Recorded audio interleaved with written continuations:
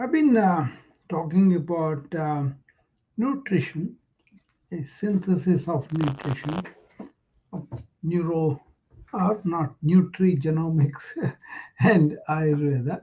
Uh, so it's important synthesis that we will be coming to eventually as we um, get into more of genetic advancements. As it is, we are really advanced in genome editing, getting advanced in the sense we came all the way there. There's so much more to be done. That will be done pretty soon, in the sense it will be available to the people of all kinds, So that's something I'm really looking forward to because it's a kind of epitome of personalized medicine where people can really take food as a medicine and then really free of a lot of chronic diseases, a lot of problems. At least that is what I hope so, because I know the eras when people were using food as medicine for a long time, for thousands of years. This adulteration of the food, lack of nutrients in the food is kind of modern.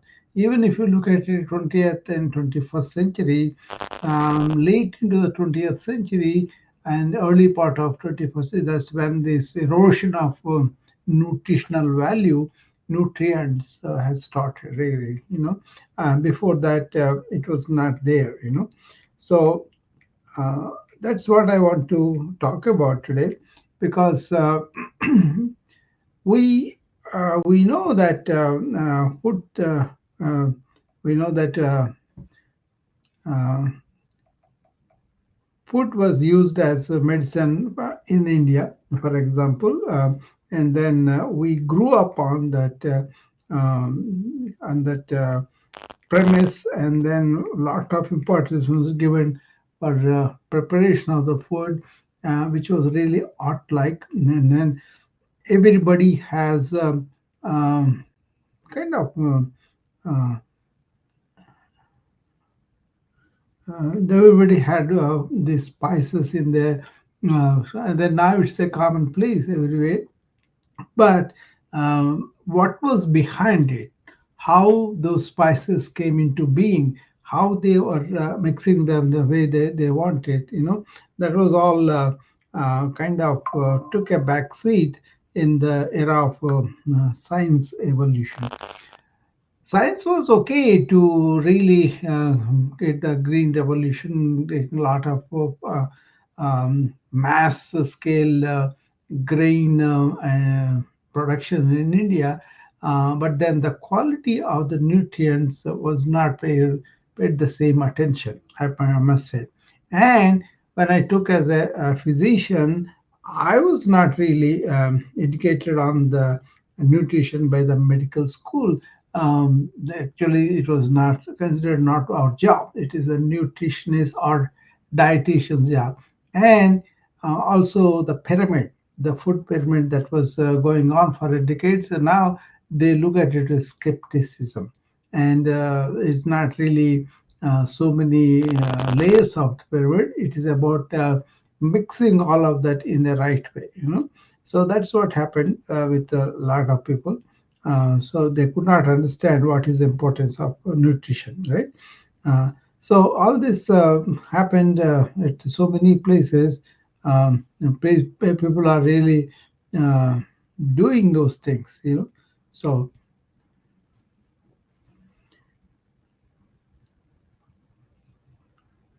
anyway, that's what was happening with many people.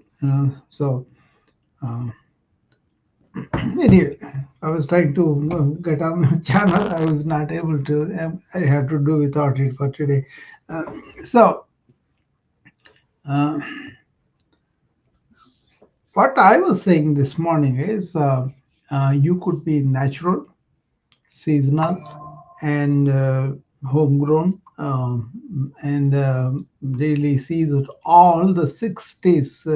that we normally know, the sweet and sour and so on and so forth, all should be there.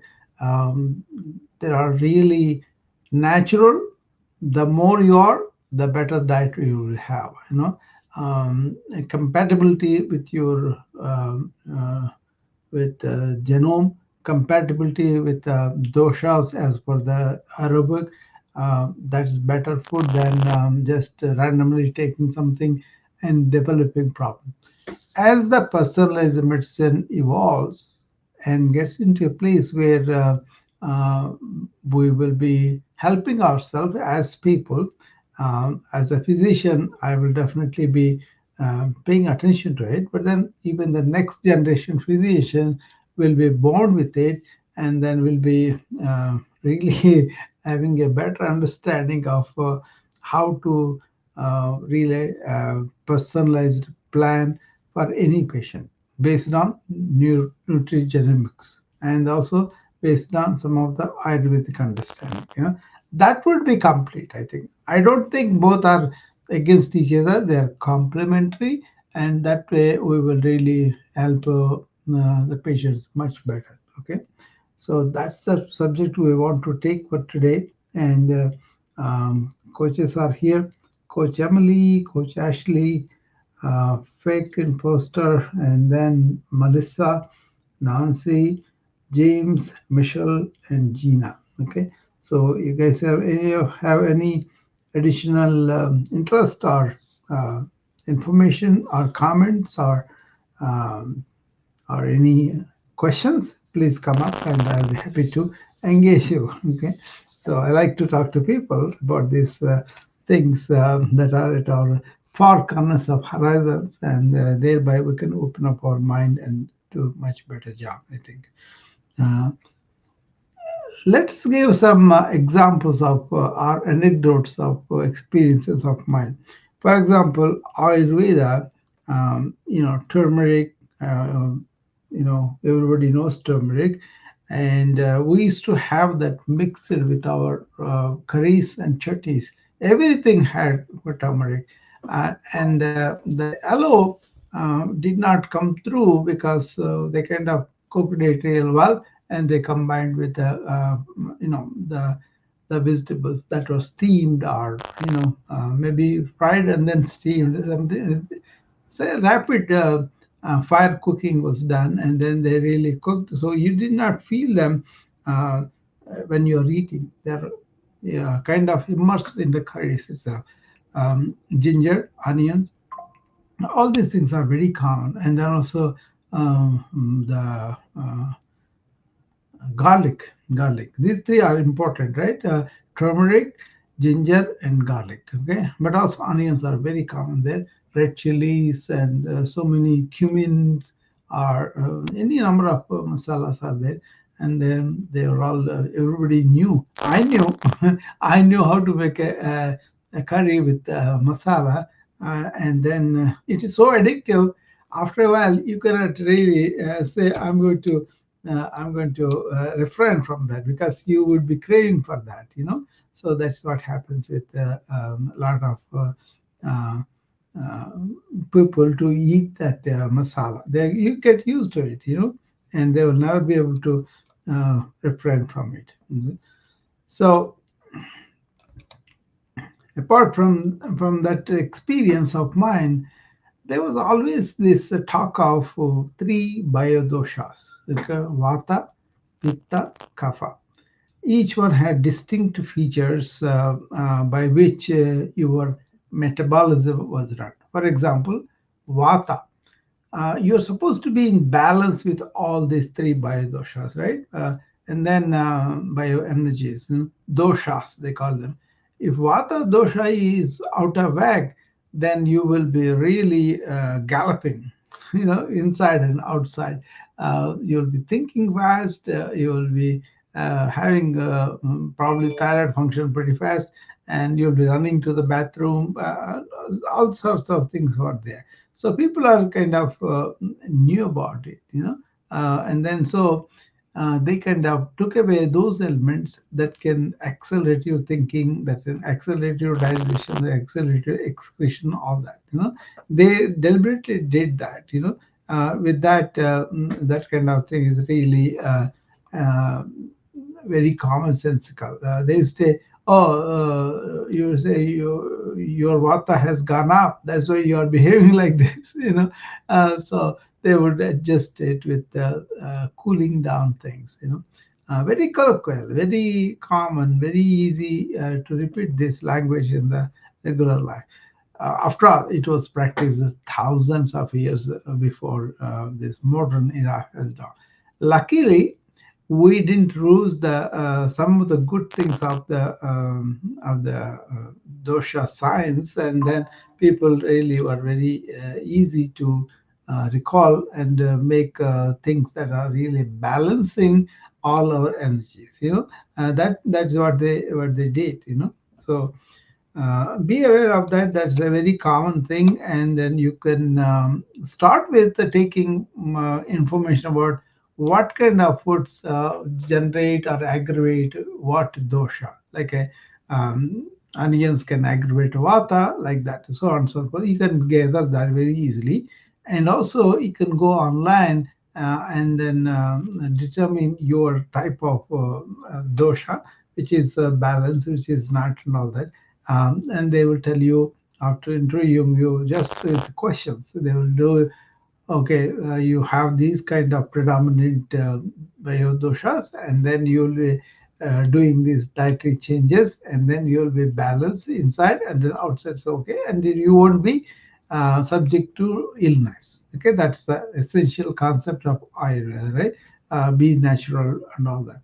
Whereas this nutrigenomics, when they come on, what is going to happen is you will be having a assessment as to what kind of genes you have inherited and what kind of genes will be tolerating which kinds of food. That is the ultimate goal of the nutrigenomics. To tell you, you want to suppose you have sluggish metabolism and you are putting on weight easily, and then they say, okay, you are like that, so why don't we change the diet, that way you will be able to be more of active, right? That kind of thing. But basically it's a gene editing. Basically, gene editing will come in really handy for us. Right now, CRISPR, that CRISPR gene editing happening, and we have a victory of the sickle cell. The sicklers, we used to call them, they used to come the images all the time, and they will be always looking at uh, this pain and suffering, and they take a lot of medications, pain pills, pain injections, and they're looking at addicts. A lot of suffering goes with sicklers. So infection they cannot take it, dehydration they cannot take it, lots of insults can happen, and then the sickling happens. They have a lot of pain in their bones, really very pretty bad pain. That is something that they go through. That is there. So gene editing, gene deletion, all those things will happen. This is a scary thing too, because in people who don't have morals, who are rogues, they can do a lot of havoc with this. That is there. But hopefully there will be enough protections, and then enough overseeing of the government or other people, where people will not be allowed to do this kind of technology that easily, and they will be controlled now. But eventually, medical approval will happen, and then gene editing will have much more, and then we can diagnose uh, inherent existing illnesses that may manifest if you continue current lifestyles, or if they are dominant genes, obviously you're going to manifest anyway. But if they are recessive, if there's something that only epigenetics, then your lifestyles will change that. One of the biggest lifestyle is how we eat, what we eat, and how we dispose of things. Okay, so the nutrigenomics had wonderful promise, and then combining with Ayurveda, I think we are very well off with that. Very the synthesis of nutrigenomics and Ayurveda would be wise to consider and use that. So it may appear a queer combination now. I'm a modern physician, but I get a lot of help understanding ancient wisdom. I don't go to the religious overtones. I go to study even ancient wisdom and what they claim with a sense of sanity, with a sense of common sense and scientific demanding evidence, right? But if you really study the ancient books and they are really after the truth, they didn't have any interest about profit motivation or getting something like uh, getting a name or ego activities, none of them. They were really truly physicians that cared for the welfare of the patients. They practice free. They didn't charge at all for a law. Some people just dedicated to healing people, and that's it. They don't charge anything. They do everything free. They go to the forest early in the morning. They get all sorts of bark and leaves and roots and all that. They have a tremendous knowledge of the plant kingdom, right? And they knew which part of the so that is the experiential knowledge that they built up and they passed down from generation to generation. And then they were organized study institutes. It seems many people from many countries used to come and study in those institutes, I believe. Ayurveda is one of the biggest sites they had, mathematics and even look into the sky, all those things they have. But this one is really remarkable in a sense. Anybody has any questions or answers? Not answers, questions or any doubts about this thing or want to understand this? Come up and we'll have a chat.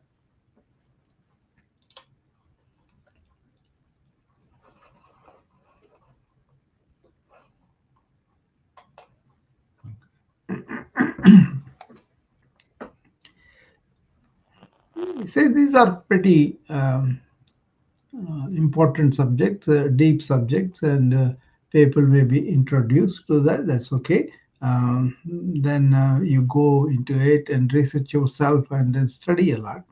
This is going to be a common thing down the line. Nutrigenomics is a very common thing. Already, there's a lot of interest in Ayurveda in this country and around Germany and England, those are much more. They have given a lot of encouragement to that, and it's going to be because it is something many ordinary people are interested and they were using them. See, of late, the classic Ayurveda doctors are not that many. I know one guy. He's called Vasant Lad. I think he's in New Mexico. Yeah, I think he's in New Mexico. He has a school and institute, and he has a online presence to Ayur Prana. His thing Ayur Prana, and he's a real Ayurveda Vaidya. Vaidya means a doctor. Uh, what is happening, unfortunately, is a lot of the doctors also have to read what modern science had to teach and then adapt to that too. I hope they would not lose the uh, original original art of Ayurveda. And they can learn their modern science, no problem. We should be doing it, but then I hope they won't lose the authenticity of that. Either way, those things will be taken into consideration, but nutrigenomics will be the common in this country and everywhere because it is going to be very accurate according to the genes and all that.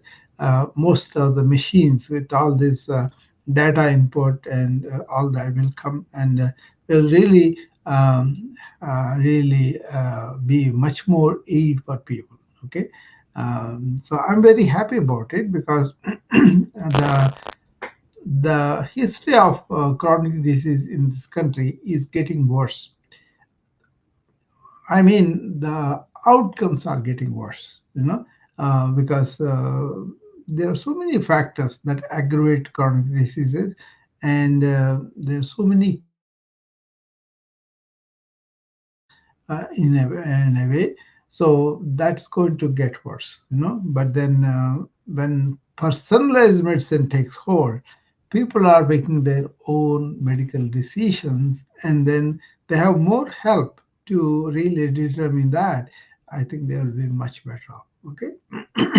So uh, what else we have to cover? Okay. You got to come up and discuss. Otherwise, I'm really pondering for what else to do, because this is a very delicate subject. And then if I go technical about the genome structure, what genes and all that, that would be too much probably. Because I was interested. I have been studying this for last 3 4 years. So they're kind of difficult. Only thing we can talk right now is it is still a product of research, and interest is at that level. So nothing is really going to be like you go and you say, my profile is this, what should I eat? They may not even understand, many of the doctors. But then as the books are written, as the um, curriculum was taught in the schools, and more doctors will come out having real interest in this, and then clinical practice, data collection.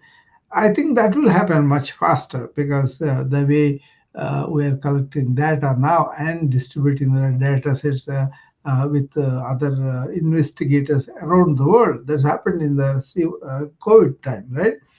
Before, it used to be like one data set is taken, and then they were able to do whatever they can do, for example, in Los Angeles, right?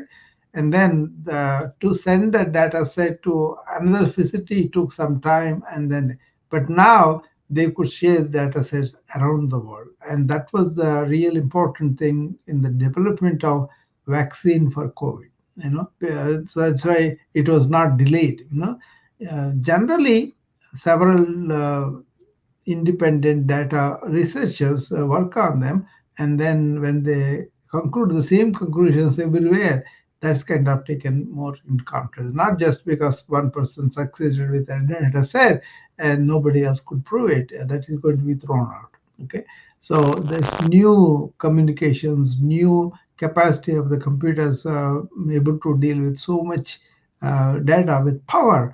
Large language models have come, so they can scan through, they can do everything in a second, right? Even before you complete your sentence, what you want, the answer will be there.